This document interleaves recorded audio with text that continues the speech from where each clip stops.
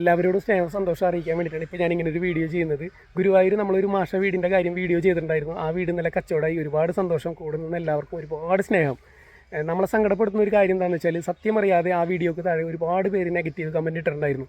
അവരോട് എനിക്ക് പറയാനുള്ളത്, മാഷ് അത്യാവശ്യം നല്ല രീതിയിൽ സാമ്പത്തികത്തിൽ ജീവിച്ചിരുന്ന ആളാണ്. മാഷ് ഉമ്മാക്കൊരു വയ്യായിക വന്ന് ഏകദേശം 1 കോടി രൂപയോളം ചിലവഴിച്ചിട്ടും ഉമ്മാനെ രക്ഷിക്കാൻ പറ്റാതെ മോളുടെ ഒരു കല്യാണം വന്നപ്പോൾ ആളുടെ കയ്യിൽ സ്വന്തമായിട്ടുള്ളത് 5 സെൻറ്റ് സ്ഥലവും ആ വീടുമുള്ളൂ.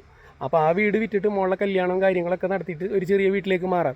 ചെക്കൻ 1 രൂപ പോലും സ്ത്രീധനം ചോദിച്ചിട്ടില്ല. എങ്കിലും നമ്മൾ വെറും കൈയോടെ പെണ്ണിനെ കൊണ്ടുപോയിക്കോ, അങ്ങനെയാണ് നമ്മൾ കല്യാണം നടത്തുന്നത്. കല്യാണത്തിന് അതിൻ്റെതായ ചിലവുകളില്ലേ. ആ മനുഷ്യൻ്റെ കയ്യിൽ വേറെ 1 രൂപയില്ല, ആരെയൊന്നും കടം മേടിച്ച് ശീലമില്ല.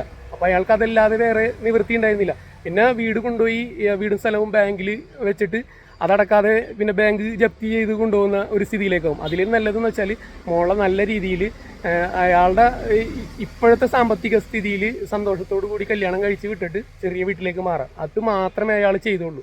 അതിനാണ് ഇത്രത്തോളം നമ്മൾ നെഗറ്റീവ് കമൻറ്റ് ഇട്ടത്. എന്നെയും ഒരുപാട് പേര് തെറി വരെയും കമൻറ്റ് ഇട്ടിട്ടുണ്ടായിരുന്നു. അവരോടൊക്കെ എന്താ പറയുക.